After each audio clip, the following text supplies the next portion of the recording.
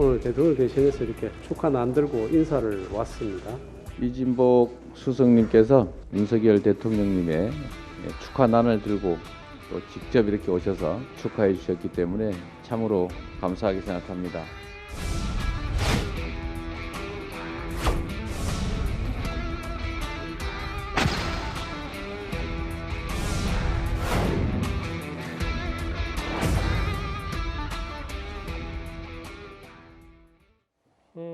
대통령과 이재명 대표의 통화 얘기는 잠시 뒤에 만나보기로 하고요.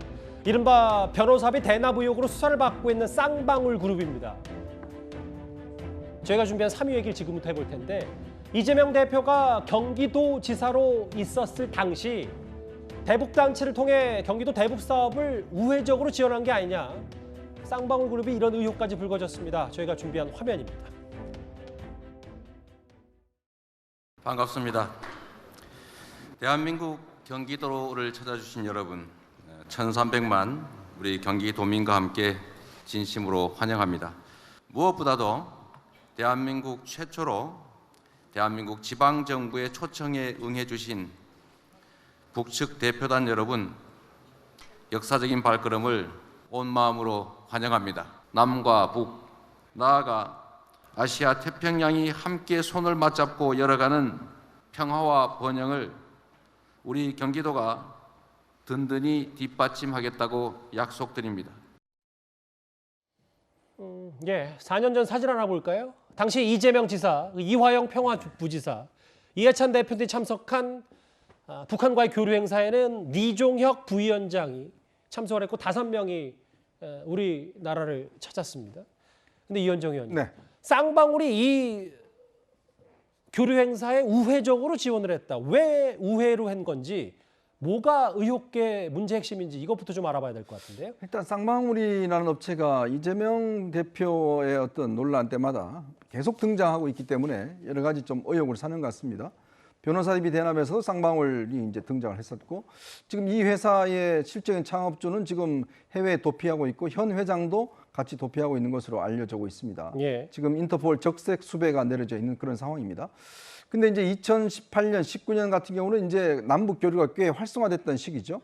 남북 정상회담, 북미 정상회담이 열렸던 시기인데 당시에 좀 이 경기도가 특이하게도 이제 평화부지사라는 자리를 만들었어요. 보통은 이제 정무부지사 뭐 이런 건데, 그래서 남북 간의 어떤 교류를 꽤 이제 활발하게 했던 것 같습니다. 이거는 아마 이재명 지사가 당시에 대통령을 대통령 되는 걸 두고 이 남북 관계 이걸 좀 더 어떤 업적을 세우겠다 뭐 그런 취지가 아닌가 싶습니다.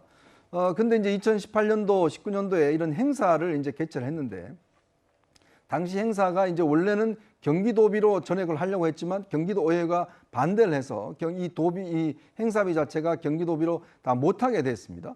그러다 보니까 이 행사를 주최한 아태평화협의회라는 그 중간 어떤 회사가 있어요. 예. 이 회사의 쌍방울이 이제 돈을 2억 원을 기부를 합니다. 그래서 이제 그 돈으로 실질적으로 이제 뭐 초청이나 이런 행사 한 뭐 수십억이 들었다고 그러죠. 행사 자체가. 그렇게 이제 행사를 진행하는 거죠. 그리고 더군다나 이 회사가 이 중간에서 행사한 회사가 보면 그 사무실도 쌍방울 그룹이 있는 본사의 사무실을 무상으로 임대해서 쓰고 있다는 것이죠. 그렇다면 이제 우리가 가진 의미는 뭐냐면 결국은 쌍방울이라는 회사가 이재명 대표의 당시 지사 때 남북 관계에서 후원을 어떤 면에서 해준 게 아니냐. 그것도 회사 사무실도 무상 대여해주고 등등. 왜 그런 걸 했을까라는 의문이 지금 밀고 있는 것 같습니다. 그러니까 뭐 여러 이재명 의혹 관련 뭐 변호사비 대납 의혹이라든지 최근에 뭐 쌍방울 자체도 검찰의 대대적인 수사 대상이 됐기 때문에 최 교수님, 네. 쌍방울 측 혹은 이재명 대표 측은 이 의혹과 관련해서 혹은 뭐 우회 지원, 모종의 관계에 있는 거 아니냐, 여기서 뭐라고 설명하고 있습니까? 일단 쌍방울 관계자는 뭐라고 얘기하냐면 그러니까 아시아 태평양 평화협의회, 이거는 이제 단체잖아요. 대북 단체인데 예. 대북 단체에 꾸준히 지원 활동을 해왔다는 거예요. 후원 활동을. 그러니까 만약에 저 행사만 후원을 했느냐, 아니면 정말 쌍방울의 이 해명처럼 지속적으로 그 단체에 후원을 해왔냐를 찾아보면 된다고 저는 봐요. 왜냐면 이 단체가 뭐 사무실도 지금 거기서 대여를 했다고 하는데 회장의 허가를 받아가지고 사무실을 이용했던 것 같아요. 그럼 그 단체와 언제부터 교류가 있었는지 보면 이게 정말 이재명 대표나 그 당시에 경기도와 직접적인 연관이 있는지 없는지를 확인할 수 있을 거라고 저는 봅니다. 예. 경기도에서도 아태협이 어떤 방식으로 돈을 지원을 받았는지 하는 부분을 전혀 알지 못하고 지금 현재 그 돈이 경기도로 들어온 게 아니라 아태협의회라는 곳에서 돈을 받아서 집행을 했기 때문에 그 관련해서는 경기도가 알 수 있는 상황이 아니다라고 얘기를 하고 있어요. 예. 중요한 건 정말 아까도 말씀드린 쌍방울 그룹이 이 아태협의회라는 어떤 단체에 지속적으로 후원을 했는지 그 당시만 했는지 그걸 확인해 보면 된다고 저는 보고 이 관계자 불러가지고 물어보면 되지 않겠어요? 예. 그러면 저는 쉽게 해결될 수 있는 문제라고 생각합니다. 그러니까 최 교수님 말씀은 이 쌍방울 그룹이 대북 지원 사업을 많이 했다.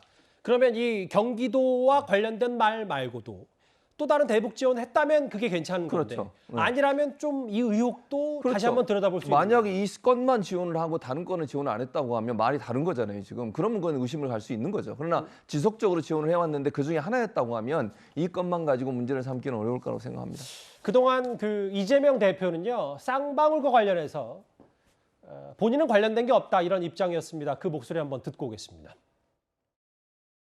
무슨 S 회사가 저하고 무슨 관계가 있어가지고 그분이 제 변호사비를 대신해 줍니까? 그 근거를 일단 찾아내야 말이 일단 될 거고요.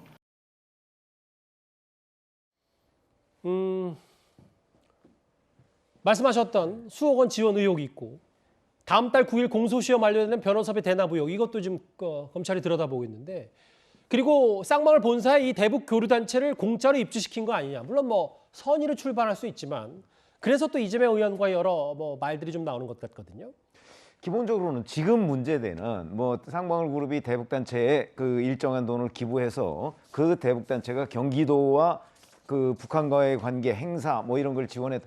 저는 그렇게 할 수 있다고 봐요. 예. 그런데 이 사건의 핵심은 그 본질적인 문제보다도 이재명 대표가 이제 경기도지사로 재직했던 당시에 또는 그 전후에 여러 건의 재판을 받고 있었잖아요. 맞아요. 그런데 이재명 대표의 주변 사람들이 쌍방울 그룹과의 연관성이 굉장히 많아요. 예. 예를 들어서 이재명 대표의 과거 그 변호사였던 분들이 쌍방울 그룹 또는 본사 또는 계열사의 그 사회이사나 아니면 감사나 이런 거로 근무한 게 제가 확인한 것만 7명이에요. 그리고 이재명 그 대표가 경기도지사 시절에 거기에 수석했던 사람들도 가서 그런 걸 하고 있고 그다음에 거기에다가 지금 이 건까지 나왔어요.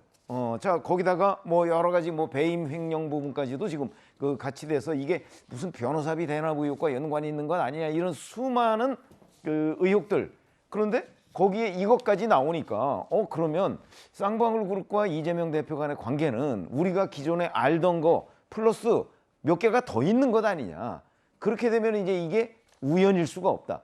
저는 이 차원에서 지금 이 문제에 관심을 가져야 된다 이렇게 생각을 합니다. 보통 사이가 아니니까 나중에라도 뭔가 이 대북 사업 말고도 뭔가 또 그 부분을 그러니까 들여다봐야 그 된다. 수많은 관계가 이제 이재명 대표 말대로 해명대로라면 아무런 관계가 없다는 건데 아무런 관계가 없는 양측의 관계가 저렇게 수도 없이 얽혀 있다면 그거는 이 해명을 검증해봐야 될 필요가 있다 이런 얘기입니다.